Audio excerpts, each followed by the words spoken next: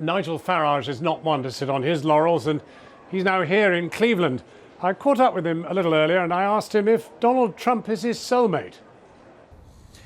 No, I mean, a lot of people try and draw comparisons, and yeah, you know, I've pushed the boundaries of debate within the United Kingdom, and at times, in a way, that perhaps has made the establishment feel uncomfortable. But you, for example, saw last night's speech from Chris Christie, the governor of New Jersey, and, you know, the roar went up over Hillary Clinton. Lock her up, lock her up, lock her up. I mean, and that was quite an uncomfortable... It's some of this is almost insightful, isn't it? I mean, I did say a few months ago, I was a bit uncomfortable when Donald Trump appeared to say that if there were protesters in the audience and if his own supporters rough them up a bit, that was somehow acceptable and decent. No, there are elements of this that do make me feel uncomfortable. Perhaps what it goes to show is that whilst we share a language, we are two very different nations. What about the comparisons between those who supported Brexit in Britain and those who support Trump here? Do you see commonalities? I do. Now, that is altogether more interesting. I think that at the end of the day, why did Brexit succeed? Well, it was because we managed to engage a group of people who have not voted for 20 years, or in some cases have never voted in their lives, who connected with the arguments and who thought going out to vote might just make a difference, might just change things, and it did. So, I mean, I suppose my message here is that if you can engage the ordinary people, engage the little people, anything is possible. Here, the average age in that convention hall is somewhere between 55 and 65.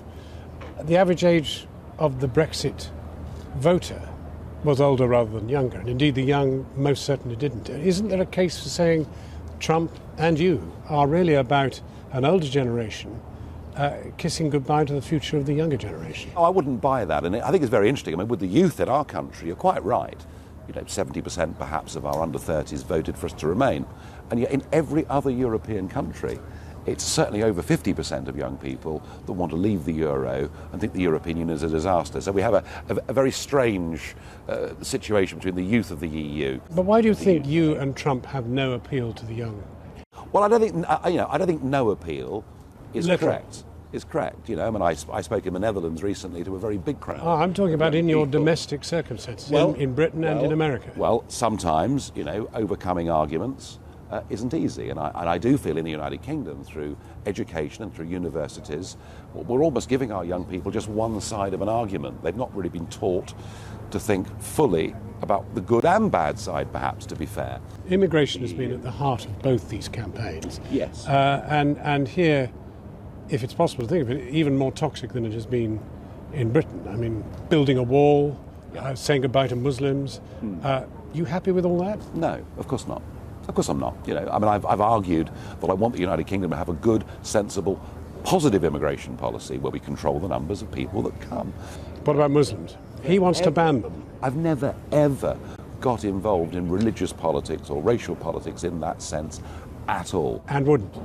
And wouldn't, ever. Mr. Farage, thank you very much indeed for talking to us.